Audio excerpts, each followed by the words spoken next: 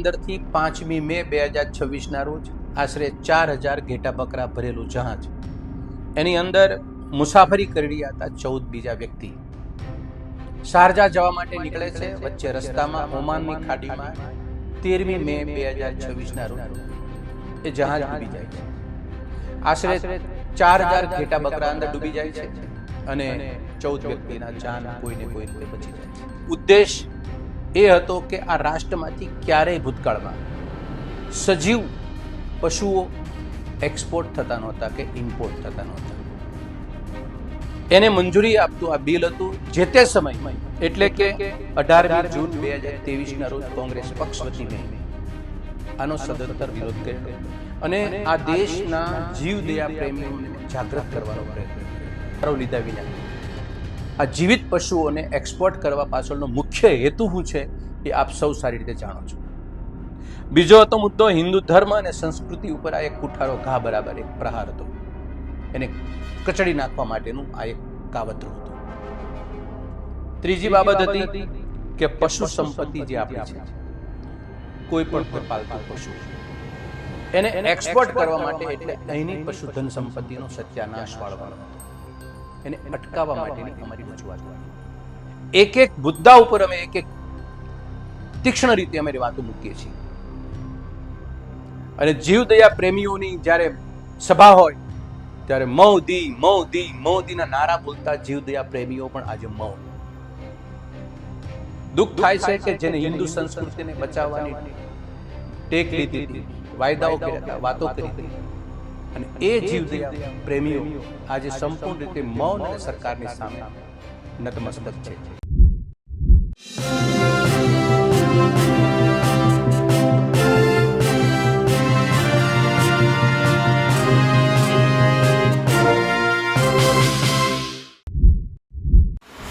છાપામાં એક સમાચાર આવે છે કે હજારો ઘેટા બકરા ભરેલું સલાયાનું વાહન ઓમાનના દરિયે વિસ્ફોટક હુમલામાં ડૂબ્યું। 14 ખલાસીઓને ઓમાન કોસ્ટગાર્ડે લાઈફ બોટના સહારે બચાવ્યા। 5 મેના રોજ બરબરા બંદરેથી લાઈવ સ્ટોક ભરીને શાહજહાં જઈ રહ્યું હતું। સવારે વહાણ ઉપર ડ્રોન અથવા મિસાઇલ પડતા વિકરાળ આગ ફાટી નીકળી। કહેવાનો મતલબ એ છે કે સરકાર એક તરફ જીવદયાની વાતો કરે છે, ગૌરક્ષાની વાતો કરે છે, જીવને બચાવવાની વાતો કરે છે, પણ મુશ્કેલી એ જ થઈ જાય છે કે મીટ એક્સપોર્ટર અને વિદેશી તાકાત સામે મોદી સરકાર જીવદયા પ્રેમી અને હિન્દુ સંસ્કૃતિનું ભોગે શરણાગતિ સ્વીકારી રહી છે। ગુજરાતથી શાહજહાં જતું 4000 ઘેટા બકરા ભરેલું જહાજ ડૂબ્યું। મતલબ સાફ છે કે સરકારને કોઈ જીવદયાથી લેવા દેવા નથી, હિન્દુ સંસ્કૃતિથી લેવા દેવા નથી, માત્ર એને નિકાસથી કેટલો ફાયદો થાય છે એ મતલબ છે। મહત્વપૂર્ણ બાબત એ છે કે કોંગ્રેસના એક નેતા છે મનહર પટેલ, તેમણે સવાલ ઊભા કર્યા છે કે ભાજપ સરકાર જીવદયા પ્રેમીઓ અને હિન્દુ સનાતનીઓ વહીવટી ક્રૂર સંદેશો આપ્યો છે અને જીવદયા પ્રેમીઓ અત્યારે ક્યાં છે? નમસ્કાર, હું છું ચિંતામણી પુતળીન પટેલ, સ્વાગત છે આપનો અમારા કાર્યક્રમમાં। આવો સાંભળીએ આ મુદ્દે મનહર પટેલ શું કહી રહ્યા છે। નમસ્તે। આજે 14મી મે 2026 આજનું ગુજરાત સમાચારના છાપાનું પાના નંબર 5 ઉપર મેં એક સમાચાર વાંચ્યા।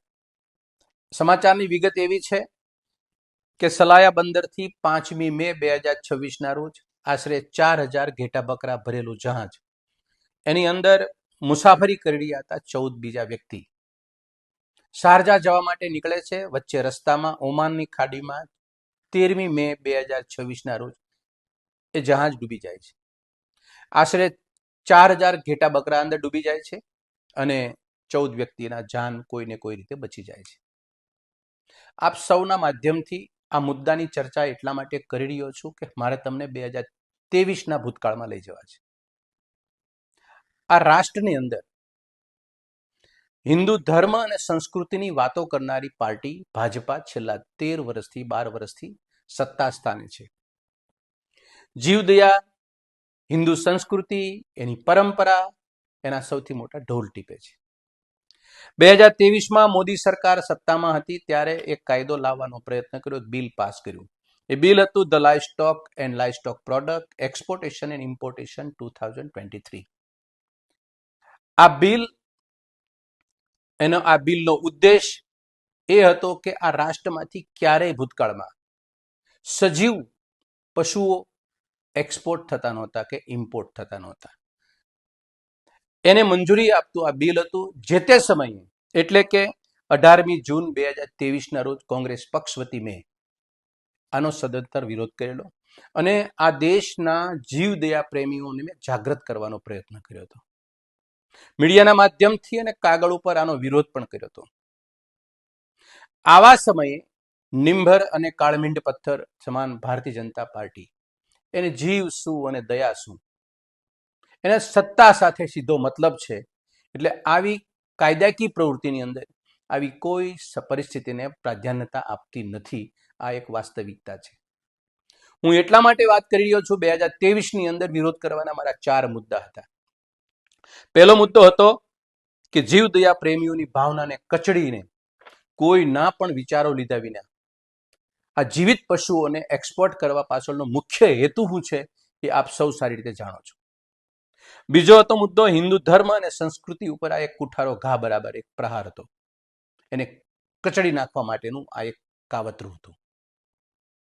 ત્રીજી બાબત હતી કે પશુ સંપત્તિ જે આપણી છે, કોઈ પણ હોય પાલતુ પશુઓ, એને એક્સપોર્ટ કરવા માટે એટલે અહીંની પશુધન સંપત્તિનો સત્યાનાશ વાળવાનો હતો. એને અટકાવવા માટેની અમારી રજૂઆત હતી. અને ચોથો મુદ્દો, આવું કરે શું કામ? મોદી સરકારને આવું કરવા પાછળનું કારણ શું?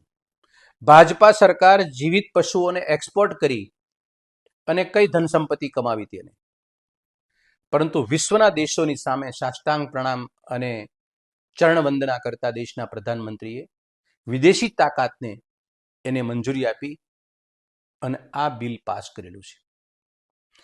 આ એના માટે તે દિવસે વિરોધ કર્યો હતો.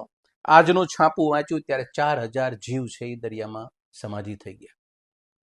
આ દેશના હિન્દુ ધર્મની સંસ્કૃતિ સાથે જોડાયેલો વર્ગ પણ મૌન.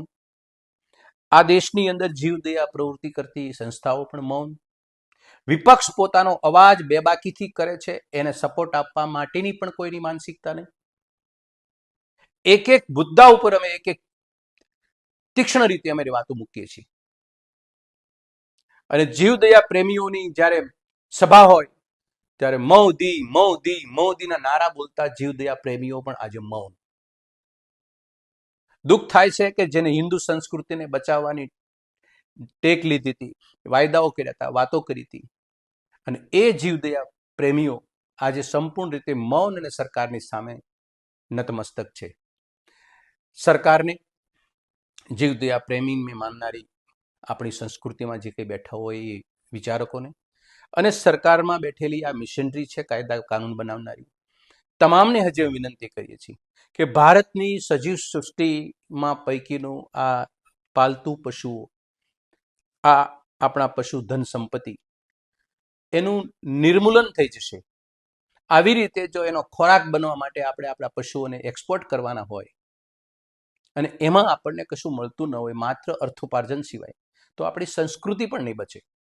આ મુદ્દા સાથે મારો સખત વિરોધ છે, કોંગ્રેસ પક્ષનો વિરોધ છે, અને આપ સૌને જાગૃત કરવાનો મારો પ્રયત્ન છે કે જે ગુજરાત સમાચારના છાપાની અંદર 4000 ઘેટા બકરા જળ સમાધિ લઈ લીધી, આ જીવો ગયા, કોના હતા? જીવ તરીકે અને જીવદયા તરીકે આપણી અહોભાવના, આપણી સંવેદના અહીંયા ટકવી જોઈએ, રહેવી જોઈએ, અને સરકાર સુધી આ વાતને પહોંચાડવાનો સૌએ પ્રયત્ન કરવો જોઈએ કે આ વાત અટકે. આભાર. જે રીતે સરકાર જીવદયાની વાતો કરે, હિન્દુ સંસ્કૃતિની વાતો કરે છે, તેને લઈને આપ શું વિચારો છો? સાથે અમારી યુટ્યુબ ચેનલ લાઈક કરો, સબસ્ક્રાઇબ કરો, બેલ આઇકન દબાવો. સાથે અમારી વેબસાઇટ છે www.gujaratpress.in, ત્યાં પણ જઈને તમે વધુ અપડેટ થઈ શકો છો. અત્યારે માટે બસ આટલું જ. નમસ્કાર.